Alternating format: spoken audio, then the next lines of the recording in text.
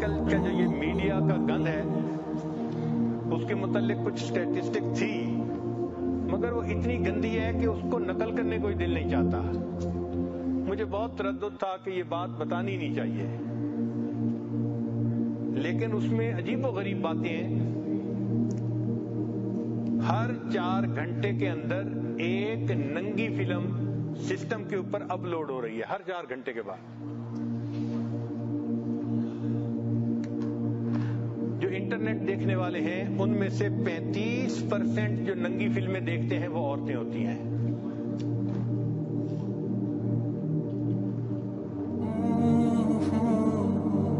ہر روز جو ای میل لکھی جاتی ہیں ان میں سے 2.5 بلین ای میل جو ہوتی ہیں وہ سیکس سے متعلق ہوتی ہیں. 2.5 بلین ڈیلی ای میل وہ سیکس سے متعلق ہوتی ہیں.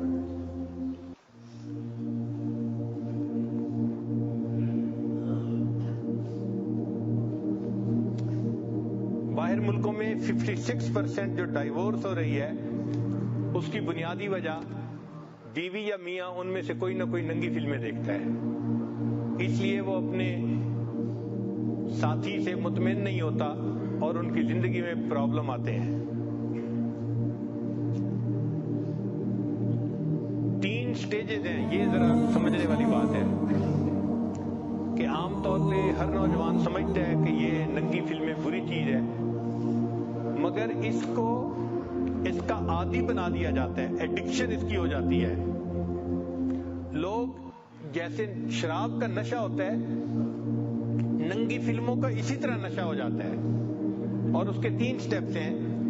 پہلا سٹیپ ہے ڈی سینسٹائزیشن.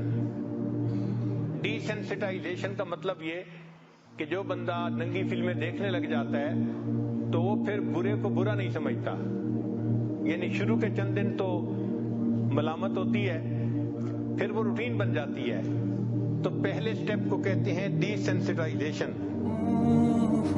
پھر دوسرا سٹیپ آ جاتا ہے، اس کو کہتے ہیں ایکسیپٹنس، کہ بندہ اس برائی کو پھر تسلیم کر لیتا ہے. اور تیسرا سٹیج ہے ڈسٹورشن. ڈسٹورشن کا معنی کہ بندہ اس گناہ کو زندگی کا حصہ ہی سمجھنا شروع کر، اس کے بغیر تو گزارا ہی نہیں. یہی طریقہ ہے. تو آج کل میڈیا کے ذریعے انسانوں کے دماغ کی سوچ کو ڈسٹارٹ کر دیا گیا ہے، جس وجہ سے زندگیوں کے اندر بہت پریشانیاں ہیں. شریعت نے شروع سے ہی ان تمام گندی چیزوں سے بچنے کی جو ہے ہمیں تلقین فرمائی. لہذا جو لوگ اللہ تعالیٰ کے راستے پہ چلنا چاہتے ہیں ان کو چاہیے کہ وہ انٹرنیٹ کو تو اپنا دشمن سمجھیں. ٹھیک ہے، کاروباری استعمال کی وجہ سے ہم یہ نہیں کہہ دیتے کہ جی ہر بندے کے لیے حرام ہے. ٹھیک ہے، جو کاروبار کے لیے استعمال کرتے ہیں تو جائز کام کے لیے جائز ہے، ناجائز کام کے لیے ناجائز ہے. مگر اکثر و بیشتر اس کا ناجائز استعمال ہی ہو رہا ہوتا ہے. اس سے بچنے کی کوشش کریں. اور فیس بک کے بارے میں تو جواز کا فتویٰ ہی نہیں ہو سکتا، چونکہ کسی نے مجھے یہ بتایا جو اس لائن کے لوگ ہیں کہ فیس بک پہ جو بندہ جاتا ہے پورے 5 منٹ کے اندر کوئی نہ کوئی غیر محرم لڑکی اس کے سکرین پہ آ جاتی ہے. تو اگر 5 منٹ کے اندر اس نے غیر محرم لڑکی کو دیکھنا ہے تو اس کا کھولنے کا جواز ہی نہیں دیا جا سکتا. تو فیس بک پہ تو جانا ہی حرام ہے، یوں سمجھ لیں. جو اللہ کا قرب حاصل کرنے والے لوگ ہیں وہ اس میڈیا کے گند سے اپنے آپ کو بچائیں. اور ہو سکتا ہے کہ اسی گند کی وجہ سے ان کی ترقی نہ ہو رہی ہو. وہ بڑھنا چاہتے ہیں مگر ان کے پاؤں بندھے ہوئے ہیں. اللہ تعالیٰ اس گرفتاری سے ہماری جان چھڑائے. اور پھر اس کا فائنل نتیجہ لکھا ہوا ہے کہ طلاقیں ہو جاتی ہیں اور بندے ڈائیورس ہونے کے بعد ڈپریشن ہو جاتی ہے، اور ڈپریشن کے بعد اس کا انجام کہ وہ لوگ خودکشی کرتے ہیں. جن لوگوں کو ایسی فلمیں یا ایسی چیزیں دیکھنے کی عادت ہو ان کے لیے بھی چند نصیحتیں ہیں، وہ ذرا سن لیجئے. یہ کام کی باتیں ہیں کہ وہ بندہ اپنی ول پاور کو بڑھائے. سب سے پہلا کام ڈٹرمنیشن پاور، ول پاور. چونکہ ول پاور مضبوط ہوگی تو انسان انٹرنیٹ پہ تو کام کرے گا مگر گندی ویب سائٹ پہ نہیں جائے گا، اور اگر ول پاور کمزور ہوگی تو پھر خود بخود اس طرف کھنچ جائے گا۔ تو ول پاور کو مضبوط کریں ذکر کی کثرت کے ذریعے سے، اور جن لوگوں کو اللہ نے مضبوط قوت ارادی دی ہے ان اللہ والوں کی صحبت میں بیٹھنے سے اپنی قوت ارادی کو مضبوط کریں۔ پھر جو لوگ ایکسرسائز کرتے ہیں ان کی بھی ول پاور مضبوط ہو جاتی ہے، جو لوگ مناسب سوتے ہیں رات کو ان کی ول پاور بھی مضبوط ہوتی ہے۔ پھر جو لوگ فاسٹنگ روزہ رکھتے ہیں، روزہ رکھنے سے بھی ول پاور مضبوط ہو جاتی ہے۔ میڈیٹیشن جو لوگ مراقبہ کرتے ہیں اس سے بھی ول پاور مضبوط ہو جاتی ہے۔ اور ایک پوائنٹ یہ ہے کہ جو لوگ ایسا گناہ کرتے ہیں، acknowledge that you are addict, اس کو جسٹیفائی نہ کریں، اپنے آپ کو جسٹیفائی نہ کریں جی میں اس وجہ سے دیکھتا ہوں میری بیوی میری بات نہیں مانتی، میرے ساتھ ٹھیک طرح سے نہیں رہتی، لہذا میں انٹرنیٹ پہ یہ تصویریں دیکھتا ہوں۔ نہیں، ایکسیپٹ کریں کہ ہاں میرے اندر یہ گناہ موجود ہے، تب اس کی ریمیڈی ہوگی۔ ان تمام برائیوں سے بچنے کے لیے اللہ تعالیٰ کا مضبوط یقین وہ ضروری ہے۔ ہم اگر سکرین دیکھ رہے ہوتے ہیں تو اس وقت اللہ تعالیٰ ہمیں بھی دیکھ رہے ہوتے ہیں کہ یہ کیا بیٹھا تماشے دیکھ رہا ہے، اور جتنی ویڈیوز ہوں، امیجز ہوں، آڈیوز ہوں، ان سب کو ختم کر دینا چاہیے، ڈیلیٹ کر دینا چاہیے۔ اور کمپیوٹر استعمال بھی کرنا ہو تو پبلک پلیس پہ استعمال کرنا چاہیے، بند کمروں میں استعمال نہیں کرنا چاہیے۔ اور آدمی کو ٹیمپٹیشن کو برداشت کرنا یہ بھی سیکھنا پڑتا ہے۔ یہ جو شہوت کا زور ہے یہ چند لمحوں کی بات ہوتی ہے۔ انسان اگر اللہ کے لیے اس کو تھوڑی دیر روکے تو اللہ تعالیٰ اس مصیبت سے نجات عطا فرما دیتے ہیں۔ حضرت مجذوب رحمۃ اللہ فرماتے ہیں طبیعت کی رو زور پر ہے تو رک، طبیعت کی رو زور پر ہے تو رک، نہیں تو یہ سر سے گزر جائے گی، ہٹا لے خیال اس سے کچھ دیر کو، چڑھی ہے ندی یہ اتر جائے گی۔ تھوڑی دیر کے لیے انسان گناہوں سے اپنا ذہن ہٹا لے، یہ سیلاب جو چڑھ جاتا ہے نا یہ اتر بھی جاتا ہے، یہ ختم ہو جاتی ہے۔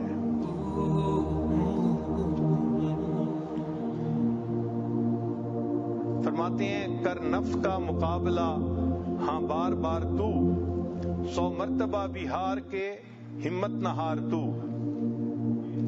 اس کو پچھاڑ کے بھی نہ پچھڑا ہوا سمجھ، ہر وقت اس کمی سے رہ ہوشیار تو۔ اب 2-3 نکتے آخر پہ جو ہمیں ذہن میں رکھنے چاہیے کہ یہ شہوت سے متعلقہ جو گناہ ہے نا ان سے بچنے کے لیے 2-3 نکتے ذہن میں رکھیں۔ پہلی بات کہ اللہ تعالیٰ نے انسان کا رزق متعین فرمایا ہے، وَإِن مِّن شَيْءٍ إِلَّا عِندَنَا خَزَائِنُهُ، جو بھی چیز ہے اس کے ہمارے پاس خزانے ہیں، وَمَا نُنَزِّلُهُ إِلَّا بِقَدْرٍ مَّعْلُومٍ، ہم اس کو ایک معلوم اندازے کے مطابق اتارتے ہیں۔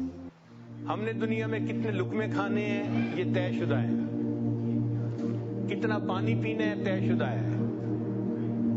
ہم اس وقت تک نہیں مر سکتے جب تک ایک قطرہ جو رزق میں لکھا ہے ہم نے اس کو پی نہ لیا ہو۔ اس لیے بعض لوگوں کو آپ دیکھتے ہیں پانی پی رہے ہوتے ہیں اور ایک گھونٹ لیتے ہیں، گلاس رکھتے ہیں اور ان کی موت آ جاتی ہے۔ انہوں نے اتنا ہی پانی پینا ہوتا ہے، رزق اتنا ہی تھا، جو مزید پانی تھا وہ ان کا رزق نہیں تھا۔ لقمہ لیتے ہیں باقی روٹی رہ جاتی ہے، فوت ہو جاتے ہیں، ان کا رزق اتنا ہی تھا۔ ہماری زندگی میں جو اللہ رب العزت نے ہمارے لیے جنس کے مزے رکھے ہیں نکاح کے ذریعے سے، وہ ہمارا رزق ہے، وہ ہمیں ملنے ہی ملنے ہیں۔ اگر ہم شریعت کے مطابق کریں گے تو ازدواجی زندگی کی لذتیں نصیب ہوں گی، اور اگر ہم وقت سے پہلے ان کو لینے کی کوشش کریں گے تو کوٹا ہمارا ہی ہے جو ختم ہوگا اور گناہ اوپر سے ہوگا، گناہ اوپر سے ہوگا۔ اس لیے کنوارے بچے شادی سے پہلے جن سے گناہوں میں پڑ جاتے ہیں تو وہ یہ ذہن میں سوچیں کہ ہم جو لذتیں لے رہے ہیں یہ نصیب ہمارا ہی ہے، اگر ہم نکاح کے بعد لیں گے تو یہ کامل لذت ملے گی ہمیں، اور اگر نکاح سے پہلے غلط طریقوں سے شہوت پوری کریں گے تو طریقہ بھی غلط ہوگا اور اوپر سے گناہ بھی ملے گا۔ نتیجہ کیا ہوتا ہے کہ اگر شادی سے پہلے ان گناہوں میں پڑ گیا تو جب شادی ہو جاتی ہے تو ان کا کوٹا ہی تھوڑا ہوتا ہے، لہذا وہ اپنے زندگی کی جو ساتھی ہے اس کی تمناؤں کو پورا ہی نہیں کر پاتے۔ اس سے ازدواجی زندگی کے اندر پریشانی آتی ہیں، پھر بیویاں خاوند کے سامنے غصہ کرتی ہیں، آرگومنٹ کرتی ہیں، اور اکثر ایسے لوگوں کے درمیان ناچاتی رہتی ہے۔ یا دوسرا طریقہ یہ کہ جب بیوی خاوند سے مطمئن نہیں ہوگی تو وہ بھی گناہ کا راستہ جو ہے اختیار کرے گی۔